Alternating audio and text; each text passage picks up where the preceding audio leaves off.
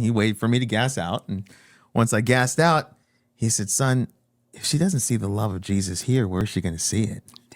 Amen. Dang. Yeah, because she's gone every direction to find it. I didn't understand that lesson until years later when I had to start forgiving people. In Jonah 4:4, the Lord answered, what right do you have to be angry? Oh, yeah. Oh, yeah.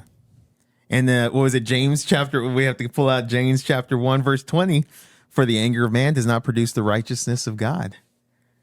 So a lot of people will use the Old Testament for justification for anger, but you can't use the Old Testament.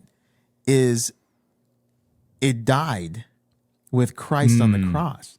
Because what do they say when you're married? You have a covenant with someone, but when your spouse dies, that covenant is now broken, and it's buried with them, and now you are free from that covenant because of the death of the person you were with.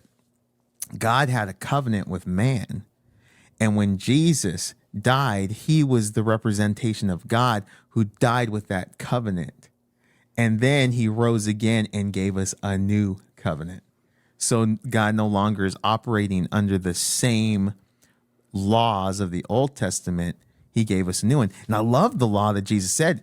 He even mentions it before he died. He says, what's the greatest law? And he said to love the Lord your God with all your heart, soul, and mind, and love your neighbor as yourself. So on these two hang all the law and the prophets. Right. So it's pretty interesting that we have the example even of Christ, that the New Testament law is the law of love. And when you think about it, love covers all. Mm-hmm. And it puts out that fire that is anger. Mm-hmm. And there's that social media post that goes around that is a picture of a coffee cup spilling. Mm-hmm. And it says, when life bumps into you, what spills out of you? And it's so convicting, right?